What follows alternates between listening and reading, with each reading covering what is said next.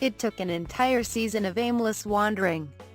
But Supernatural finally had its devil baby, and of course there was a labor scene, and Mary Winchester, Samantha Smith, said to dumb Kelly Klein, Courtney Ford, "Your contractions are 5 minutes apart. It's almost time." And then I started laughing because no. Other than the hilariously unrealistic but woefully standard presentation of a TV labor and delivery, Supernatural's double whammy of a finale also gave us, well, it's hard to describe. Everyone died, but that's par for the course for a Supernatural finale, to the point that even Castiel's Misha Collins' shocking death at the hands of Lucifer, Mark Pellegrino, wasn't particularly shocking, but hey, at least we have an entire summer of sad Dean pining for the Angel Peen fanfic to fill the void. Castiel is fine, you guys. He's Feeny. Also, fine, this week, Dumb Kelly, Rowena, Ruth Connell, a bunch of nameless hunters, Lady Tony Bevel, Elizabeth Blackmore, Ketch, David Hayden-Jones, a bunch of B-mole lackeys, and Crowley, Mark Shepard.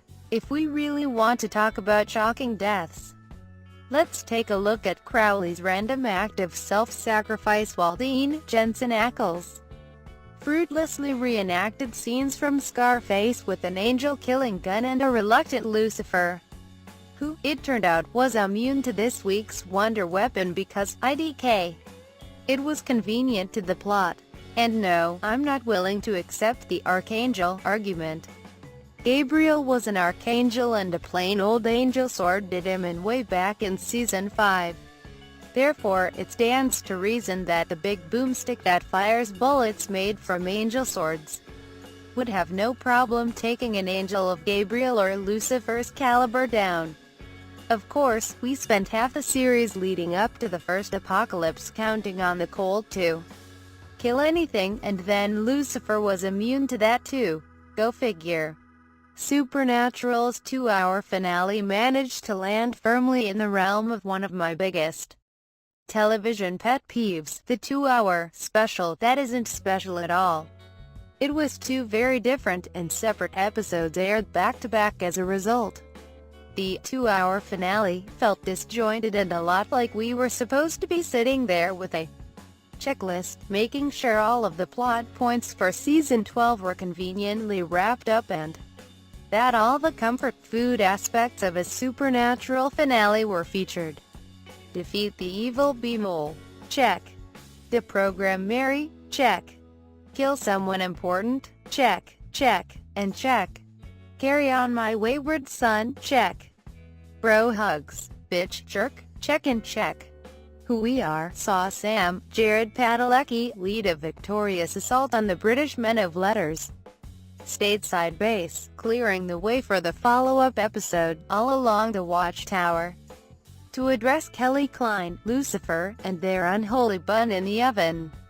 As far as Supernatural finales go, All Along the Watchtower will not go down in history as one of the series' best. That pesky checklist vibe carried over from Who We Are, and all of the finale notes were hit with mechanical precision, which is the problem, of course. It's fine to joke about the Supernatural finale formula. It's born out of the sort of love that keeps a goofy little CW show on the air for over a decade and becomes its own sort of contribution to the love fest. Who is going to die this season? Who is going to make a shocking return? Will there be a single manly tear of man angst running down Jensen Ackles' face? How far into the episode will bitch jerk be substituted for an actual emotional conversation? Or will we get an actual emotional conversation before someone's big damn hero routine? How long will it take for the Winchesters' latest victory to come with a bitch of a downside? All Along the Watchtower hit those points, but with that same sort of bored detachment that plagued Season 12 as a whole. Apparently Supernatural has a multiverse now, with baby Lucifer Jr. tearing a door between this world and one in which Sam and Dean were never born, and humanity was perpetually locked in a battle between heaven and hell, even though we know Azazel had other special children stashed across the country, and, theoretically, if Sam had never been born, one of those children would have been Lucifer's one true meat suit, therefore setting off the events that started us down this long road so many seasons ago.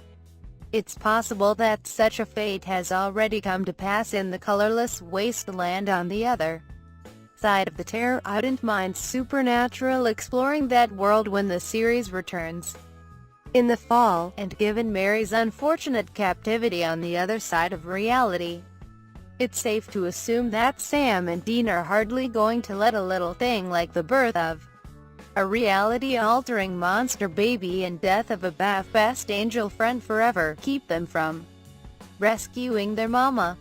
Then again, Adam Milligan, anyone? I mean, if we are making checklists of unresolved plot points, can we please, someday, maybe address that one? It's hard to look at this finale and acknowledge how disappointing it was at times. Supernatural, historically, does finales well, and there's something commendable in following the checklist and hitting the marks, except this time around, the formula is too obviously there, the checklist too heavily relied upon. It felt stifled, restrained by the idea of what a supernatural finale should include. Even the romantic moments before certain death felt forced, because at no point did it actually feel like Dean and Sam, or C.A.'s or Mary, were in actual mortal peril. The most panic I felt was when Dodie Mills, Kim Rhodes, appeared on Robo Mary's hit list. And that was mostly due to Supernatural suddenly deciding to resurrect its habit of unceremoniously killing off its women for plot advancement. And yes, I'm still mad about Alicia, Kara Royster, and Eileen Shoshana Stern, and now, surprisingly, freaking Lady Tone. I mean, really. Supernatural returns next fall on the CW.